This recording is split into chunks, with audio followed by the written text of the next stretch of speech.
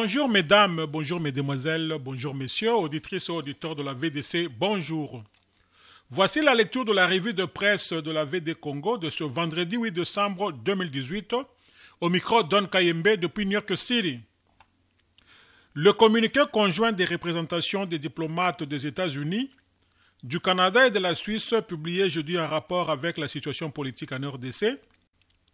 Le budget de l'État pour l'exercice 2018 est évalué à l'équivalence d'à peu près 5 milliards de dollars américains et 14 casques bleus tués à l'est de la République démocratique du Congo. Actualité.cd titre RDC, les USA, le Canada et la Suisse préoccupés par la probabilité de l'utilisation de la machine à voter.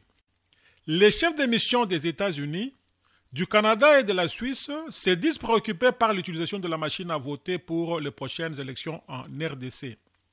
Par ailleurs, nous sommes préoccupés par le fait que la CENI se concentre sur l'utilisation d'un système de machine à voter. La mise en œuvre d'un tel système exige de la transparence auprès de toutes les parties concernées en ce qui concerne les coûts et les risques. Il faut également avoir suffisamment de temps pour effectuer un examen juridique, des essais, une évaluation et offrir de la formation. Aucune de ces étapes n'est achevée à ce jour ou en est en cours. Le contournement de ces étapes et la mise en place d'un système de ce type et de cette ampleur à l'échelle nationale pour la première fois pourrait gravement compromettre l'élection présidentielle, ont-ils dit dans une déclaration commune faite ce jeudi à Kinshasa, rapporte actualité.cd. L'utilisation de la machine a été également rejetée par le rassemblement de l'opposition. Faux débat, estime la CENI, qui explique que le système ne change pas, mais plutôt fiabilisé. Le vote électronique est notamment caractérisé par l'absence de papier. En RDC, les ordinateurs ne sont pas ressautés et les réseaux ne sont pas fiables. Le système ne change pas, bien au contraire, c'est un élément de garantie supplémentaire.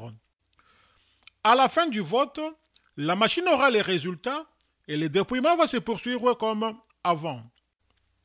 L'enjeu est la réduction de la taille du bulletin qui induira également la réduction du budget des élections, avait expliqué Corneille Nangaa, président de la CENI, au cours d'une interview à l'actualité.cd. Les trois pays demandent à la CENI de respecter son propre calendrier pour avoir des élections apaisées et dans le temps. La Commission électorale nationale indépendante CENI en sigle, quant à elle, a l'obligation de respecter la date des élections de décembre 2018 et son propre calendrier. Ce calendrier fournit plusieurs cibles pour mesurer le progrès de la CENI en vue d'atteindre cet objectif.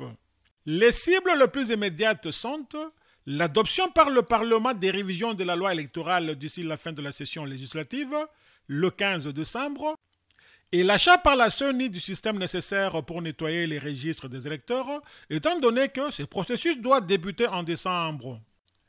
Malheureusement, certains signes semblent montrer que la CENI accuse un retard à cet égard, disent-ils et note actualité.cd. La prospérité pour sa part, titre. Élection 2018.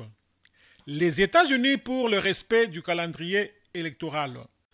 Ce qui transparaît dans ce communiqué est notamment que le pays de Donald Trump s'attend à voir les Congolais jouir de leur droit de vote le 23 décembre 2018, ni un jour de moins, ni un jour de plus, analyse la prospérité qui scrute ce document. À lire cette communication conjointe, les États-Unis, le Canada et la Suisse sont préoccupés par le processus électoral en RDC, notamment sur la question de la machine à voter et le manque de décrispation politique, estimant que ces problèmes pourraient compromettre la présidentielle de 2018, rapporte ce quotidien. Les trois pays, poursuit le journal, demandent à la CENI d'appliquer ligne par ligne le calendrier électoral qu'elle a publié et au gouvernement de respecter les engagements contenus dans l'accord de la Saint-Sylvestre. De l'avis de la prospérité, ce communiqué revient à dire qu'il y a interdiction d'un troisième mandat pour le président Joseph Kabila et aussi de toute modification de la loi fondamentale. Toujours actualité.cd, titre RDC, l'UDPS a saisi l'Assemblée nationale pour le remplacement de son délégué à la CENI. L'UDPS a demandé jeudi 7 décembre à l'Assemblée nationale le remplacement de son représentant au poste de rapporteur au sein de la Commission électorale nationale indépendante CENI, actuellement occupé par Jean-Pierre Kalamba Mulumba, en qui le parti dit avoir retiré sa confiance. Devant la presse, Augustin Kabouya, chargé de la communication au sein de l'UDPS, a fait remarquer ce vendredi 8 décembre que cette démarche fait suite au refus de M. Kalamba de libérer ce poste qui revient au parti et qui s'en était remis à l'Assemblée nationale. J'ai été chargé par la hiérarchie de mon parti pour vous tenir informé que depuis hier, l'UDPS a remis les noms du remplaçant de l'actuel rapporteur de la CENI, je cite, M. Kalamba Mulumba, conformément à l'accord du 31 décembre. Nous avons saisi l'Assemblée nationale hier. À l'époque, M. Kalamba nous avait répondu que s'il fallait le remplacer, il fallait entrer en contact avec l'Assemblée nationale. C'est une démarche que le parti a essayé de faire depuis hier. C'est pourquoi nous vous avons invité pour vous informer qu'à dater de ce jour, le nouveau remplaçant de M. Kalamba sera présenté au niveau de l'Assemblée nationale, a déclaré Augustin Kabouya. Conformément à l'accord du 31 décembre, a-t-il poursuivi, chaque partie prenante avait le droit de remplacer son délégué au sein de la CENI. Selon lui, le parti n'a plus du tout confiance à son délégué, étant devenu un électron libre et exigeant une démarche auprès de l'Assemblée nationale avant de libérer son poste. Le groupe parlementaire de l'UDPS allié avait exigé le 22 novembre la démission de Jean-Pierre Kalamba. Le président de ce groupe avait affirmé que les membres lui avaient retiré leur confiance à cause de la non-application de l'accord de la Saint-Sylvestre. Une bonne partie des députés du même groupe avaient aussitôt contesté cette démarche, rapporte actualité.cd. La Voix de l'Amérique, titre au moins 14 casques bleus tués en RDC. Au moins 14 soldats tanzaniens de l'ONU ont été tués et plus de 53 autres blessés, dont 4 grièvement, dans une attaque dans l'est de la RDC. 5 soldats congolais ont aussi perdu la vie. Selon la MONUSCO, dans la soirée du 7 décembre, des éléments présumés des ADF ont mené une attaque contre une base opérationnelle de la MONUSCO à Semuliki, dans le territoire de Beni, au nord Kivu. Cela aboutit à des combats prolongés entre les éléments présumés des ADF et les forces de la MONUSCO et des FARDC. Les rapports initiaux indiquent que 14 casques bleus de la MONUSCO et 5 soldats des FARDC ont été tués. 53 casques bleus supplémentaires de la MONUSCO ont été blessés dans cet incident, rapporte la Voix de l'Amérique. Mama Sidikou, représentant spécial du secrétaire général des Nations Unies en RDC et chef de la MONUSCO, condamne avec la plus grande fermeté cette attaque meurtrière contre les soldats de la paix des Nations Unies et les FARDC. Les attaques contre ceux qui travaillent au service de la paix et de la stabilisation en République démocratique du Congo sont lâches et constituent des violations graves.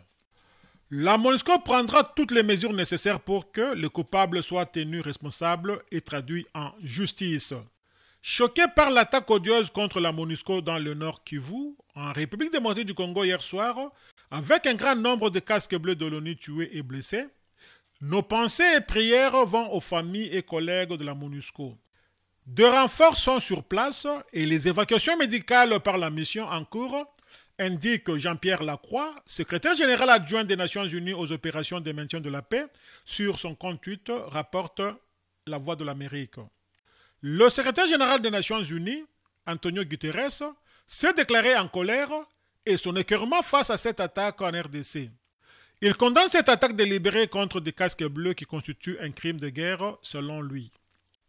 C'est la pire attaque contre les casques bleus de l'ONU dans l'histoire récente de l'organisation, a affirmé de son côté le porte-parole des Nations Unies, Stéphane Dujarric, également sur Twitter, conclut La Voix de l'Amérique. Enfin, budget de la RDC de l'année 2018. Dans un autre registre, l'Avenir fait remarquer que les députés nationaux ont adopté mercredi 6 décembre 2017 le projet de loi de finances 2018. Le texte poursuit le quotidien et transmis pour seconde lecture au Sénat avant la promulgation par le président de la République dans les tout prochains jours. D'après cette loi de finances transmise au Sénat, le budget de l'État pour l'exercice 2018 est évalué à l'équivalence d'à peu près 5 milliards de dollars américains, précise le tabloïd. Le potentiel de son côté fait observer que ce budget accuse un taux de régression de 10,5% par rapport à celui de 2017. Auditrices et auditeurs de la VDC, merci pour votre aimable attention.